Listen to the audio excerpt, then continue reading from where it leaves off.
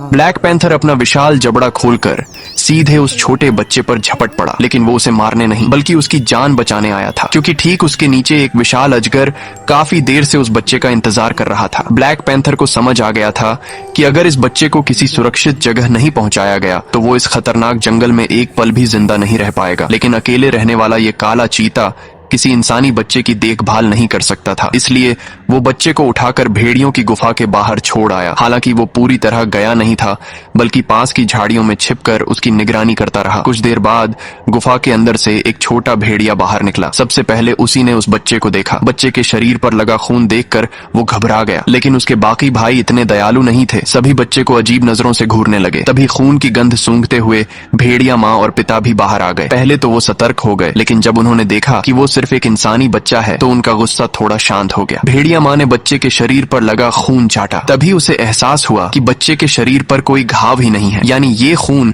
शायद उसके असली माता पिता का था। मासूम से दिखने वाले उस बच्चे को देखकर भेड़िया माँ का दिल पिघल गया। उसे लगा ये बच्चा उनसे डर नहीं रहा है, और तभी उसने उसे अपनाने का फैसला कर लिया। लेकिन जंगल के नियमों के मुताबिक किसी इंसानी बच्चे को झुंड में रखने की अनुमति सिर्फ भेड़िया राजा दे सकता था, इसीलिए पूरी भेड़िया सभा बुलाई गई। लेकिन जैसे ही सबने सुना कि एक इंसानी बच्चे को पाला जाएगा तो पूरा झुंड हैरान रह गया। उनकी नजर में इंसान बेहद खतरनाक होते थे, चाहे वो सिर्फ एक छोटा बच्चा ही क्यों ना हो। यहाँ तक कि भेड़िया राजा भी फैसला लेने में हिचक रहा था। तभी अचानक वही ब्लैक पैंथर वहाँ आ पहुंचा। वो अपने साथ एक बड़ा हिरण लाया था। वो उस बच्चे के बदले जंगल के झुंड को उपहार देना चाहता था, लेकिन अंतिम फैसला अब भी भेड़िया राजा का ही था। वो अब भी सोच ही रहा था कि तभी जंगल का सबसे खतरनाक शिकारी बाघ वहां आ पहुंचा। कभी इंसानों ने उसके पैर को बुरी तरह घायल कर दिया था, और उसी कमजोरी की वजह से वो जंगल का राजा नहीं बन पाया। तभी से उसे इंसानों और भेड़िया राजा दोनों से नफरत थी। इस बार वो उस बच्चे को लेने आया था, क्योंकि कुछ समय पहले उसी ने उसके माता पिता को मार डाला था। लेकिन गलती से वो बच्चे को वहीं छोड़ गया, जिसे बाद में काले चीते ने बचा लिया। बाघ की बदतमीजी देखकर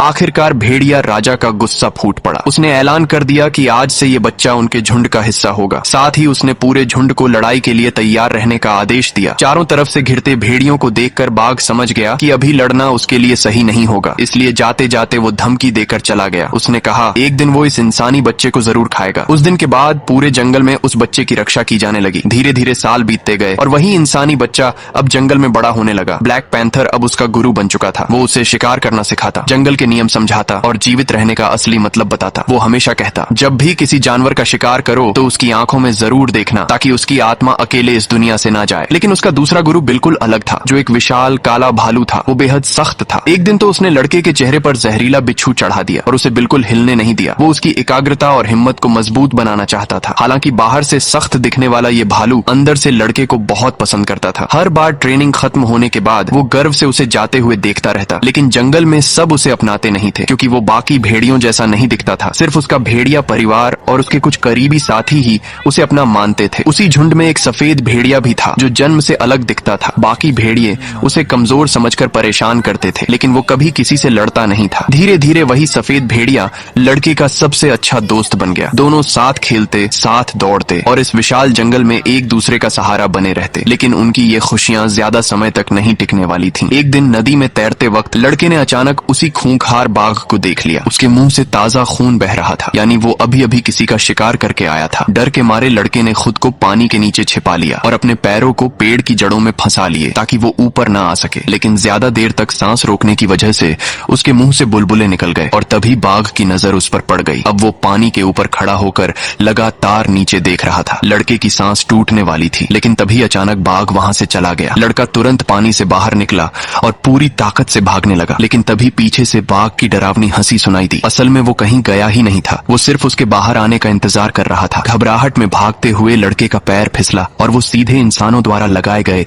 एक गहरे गड्ढे में गिर पड़ा। गड्ढे में गिरते वक्त उसके मुंह से चीख निकल गई। उसकी चीख पूरे जंगल में गूंज उठी और तभी उसकी चीख ब्लैक पैंथर सुन लेता है और वो समझ जाता है कि लड़का खतरे में है। किस्मत अच्छी थी कि नीचे लगी नुकीली लकड़ी से लड़का बच गया, लेकिन ऊपर बाघ लगातार उसका इंतजार कर रहा था। तभी अचानक ऊपर से भारी कदमों की आवाज आने लगी और फिर एक लंबी सूंड नीचे आई, जिसने लड़के को अपनी सूंड में लपेटकर बाहर निकाल लिया। वो जंगल का सबसे पुराना हाथी था। उसका पूरा शरीर काई से ढका हुआ था और उसका एक दांत टूटा हुआ था। वो बिना कुछ कहे चुपचाप चला गया। लेकिन इस घटना के बाद ब्लैक पैंथर को एहसास हो गया कि अब ये जंगल लड़के के लिए सुरक्षित नहीं नहीं रहा। उसने लड़के से कहा कि उसे इंसानों के गांव लौट जाना चाहिए क्योंकि बाघ इंसानों की आग से डरता है। लेकिन लड़का अब इस जंगल को ही अपना घर मान चुका था, वो कहीं नहीं जाना चाहता था। आखिरकार ब्लैक पैंथर ने एक शर्त रखी, अगर लड़का अगले भेड़िया दौड़ मुकाबले में जीत गया तो उसे हमेशा के लिए जंगल में रहने दिया जाएगा। ये मुकाबला बेहद खतरनाक था क्योंकि इसमें एक शिकारी बाकी सबका पीछा करता था और इस बार शिकारी खुद ब्लैक पैंथर बनने वाला था। मुकाबले की तैयारी में लड़का दिन रात मेहनत करने लगा। वो पेड़ों पर चढ़ता, लताओं पर झूलता और अपने हाथों की ताकत से नए रास्ते बनाता। आखिरकार मुकाबले का दिन आ गया। जैसे ही दौड़ शुरू हुई, ब्लैक पैंथर सीधे लड़के की तरफ झपटा। उसकी आंखों में ऐसी ठंडक थी जैसे वो सच में उसे मार देना चाहता हो। डर के मारे लड़का पेड़ों पर चढ़ने लगा, लेकिन ब्लैक पैंथर लगातार उसके पीछे था। तभी लड़के ने एक खतरनाक फैसला लिया। वो सीधे पहाड़ी से कूद गया। किस्मत से उसने नीचे पेड़ की शाखा पकड़ ली और फिर तेजी से नीचे फिसल गया। शॉर्टकट लेते हुए वो बाकी सभी भेड़ियों से आगे निकल गया। लग रहा था इस बार वो सच में जीत जाएगा, लेकिन जैसे ही वो फिनिश लाइन के पास पहुंचा, अचानक ब्लैक पैंथर सामने आ गया और उसने लड़के को जमीन पर गिरा दिया। सब समझ चुके थे कि वो जानबूझकर उसे रोक रहा था। लड़का गुस्से और दुख से भर गया। उसे लगा उसके सारे गुरु और उसकी सारी मेहनत सब बेकार थी। रोते हुए वो वहां से चला गया। लेकिन उसके जाने के बाद भालू और ब्लैक पैंथर के बीच जोरदार बहस हुई। भालू जानता था